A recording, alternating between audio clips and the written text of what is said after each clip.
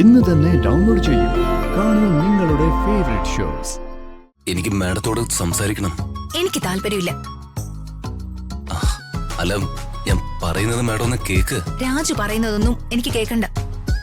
രാജുനോട് എന്തെങ്കിലും സംസാരിക്കുന്നത് എനിക്കിപ്പോ ഇഷ്ടമല്ല. അല്ല മാഡം, മോനെ കെട്ടിച്ചു കൊടുത്ത വീട്. അതെ, എന്താ സംശയം? ദണ്ട് മാന്യതയുള്ളവരെ അവഹേളിച്ചാലുണ്ടല്ലോ, അടിച്ചതിന്റെ പല്ല് ഞാനിഞ്ഞെടുക്കും. നിർത്ത്. നിങ്ങൾ രണ്ടുപേരും എന്റെ കുടുംബത്തിന്റെ വെള്ളടിയാണെന്ന് ഞാൻ കരുതി കഴിഞ്ഞു. അത് പോരെ?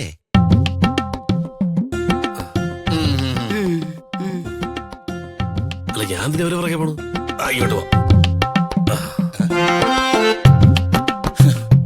മകനെ കെട്ടിച്ചു കൊടുത്ത വീട് കേരളത്തിൽ എവിടെയാ? മകനെ കെട്ടിച്ചു കൊടുത്ത വീട്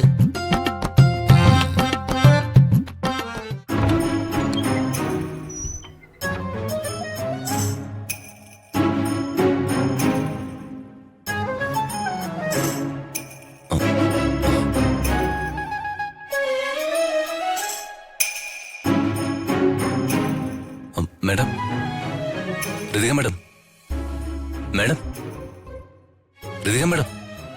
വിളിക്കട്ടെ, അങ്ങനെ വിളിക്കട്ടെ, കണ്ണോർക്കണ്ട. Madam, Ritika madam.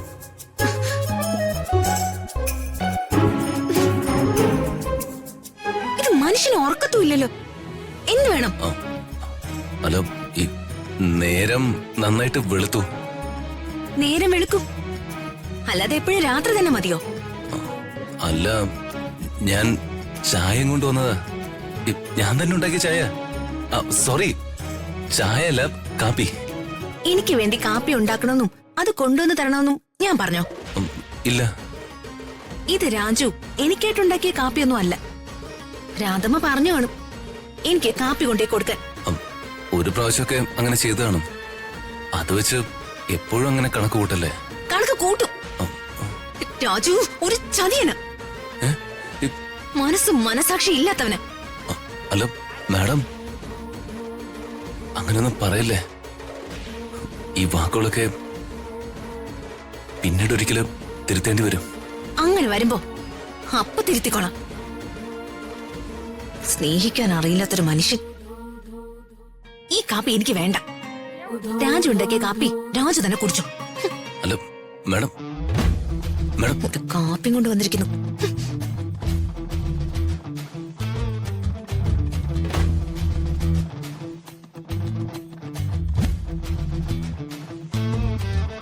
എന്താടാ, ഇന്നലെ ബൈക്കും തള്ളിക്കൊണ്ട് വന്നപ്പോഴേ കാര്യം എനിക്ക് പിടികിട്ടി. എന്ന് വെച്ച് മുതിർന്ന മകന്റെ ലൈഫിൽ കയറി വെറുതെ എനിക്കങ്ങനെ ഇടപെടാൻ പറ്റുമോ? തന്നെയല്ല, ഈ വക സൗന്ദര്യപ്പിണക്കങ്ങളൊക്കെ ഭാര്യയും ഭർത്താവും തമ്മിൽ തീർക്കുന്നതാ അതിൻ്റെതായ ഒരു ഭംഗി. എടാ, ദാമ്പത്യ ജീവിതത്തില് ഇതൊക്കെ സർവ്വസാധാരണ. പക്ഷേ ഈ പിണക്കം അങ്ങനെ നീട്ടിക്കൊണ്ടുപോകരുത്. അത് കുഴപ്പാ, ഒടുവിൽ കൈവിട്ടുപോകും. അതുകൊണ്ട് ഒരാൾ ക്ഷമിക്കുന്നതാ എപ്പോഴും നല്ലത്. എടാ, വിട്ടുവീഴ്ചകളാ ദാമ്പത്യ ജീവിതത്തിന് നിലനിൽപ്പ്. എടാ, ഇതൊരു മാജിക്കാ. പക്വത കൂടുതലുള്ളവർ ക്ഷമിച്ച് പ്രശ്നം പരിഹരിക്കണം. നീ ആ കുഞ്ഞിനെ വിളിച്ച് സ്നേഹത്തിലൊന്ന് പറഞ്ഞ എല്ലാ പ്രശ്നവും തീരും. പ്രാണന്റെ പാതിയടാ അവനവന്റെ ഭാര്യ. അത് നീ മറക്കരുത്. ഞാൻ പറഞ്ഞതുപോലെ നീ കേക്ക്.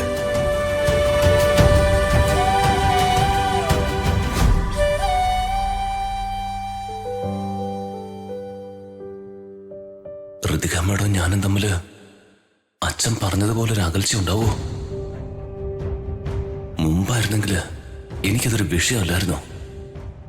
പക്ഷേ ഇപ്പം മാഡത്തിന് എനിക്ക് മനസ്സിൽ നിന്നെടുത്ത് കളയാൻ പറ്റുന്നില്ല.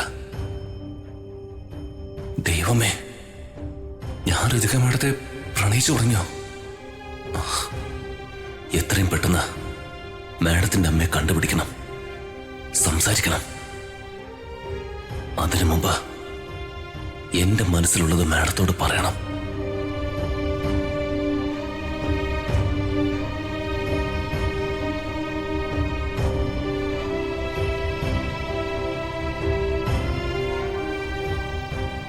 ഞാൻ ചെറിയമ്മയോട് വളരെ സീരിയസ് ആയിട്ട് പറയുക. പതിയിരുന്ന് അറ്റാക്ക് ചെയ്യുന്നതാ അവരുടെ സ്വഭാവം. അതുകൊണ്ട് വളരെ സൂക്ഷിക്കണം. എനിക്ക് മനസ്സിലായി മോളെ.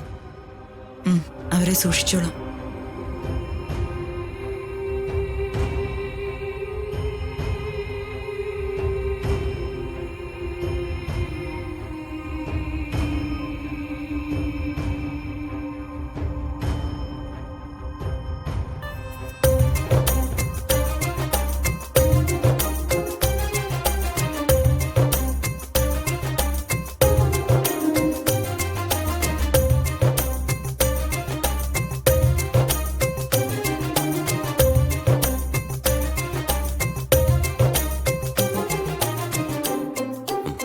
മാഡം, ചെറിയമ്മ ഒന്നുകൊണ്ടും പേടിക്കണ്ട. ഇതാണ് സാക്ഷാൽ സൗന്ദര്യ പിണക്കം. കൊഞ്ചും പ്രണയം ഒന്ന് പഴയ ആൾക്കാർ പറയും. മാഡം,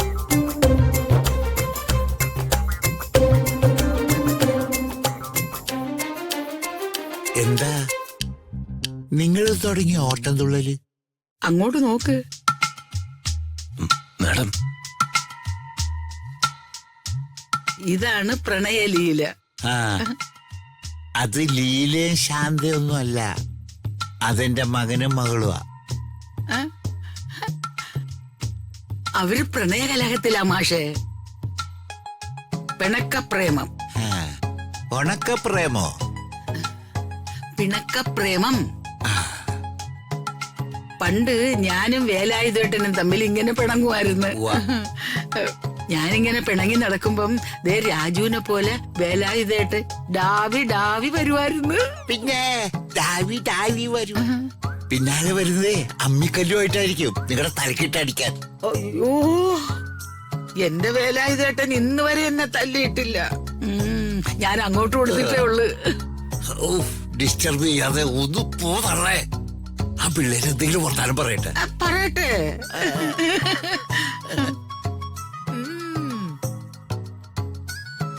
ചെറിയമ്മ, എന്നാ ഞാൻ പിന്നെ വിളിക്കാം. ശരി മോളെ.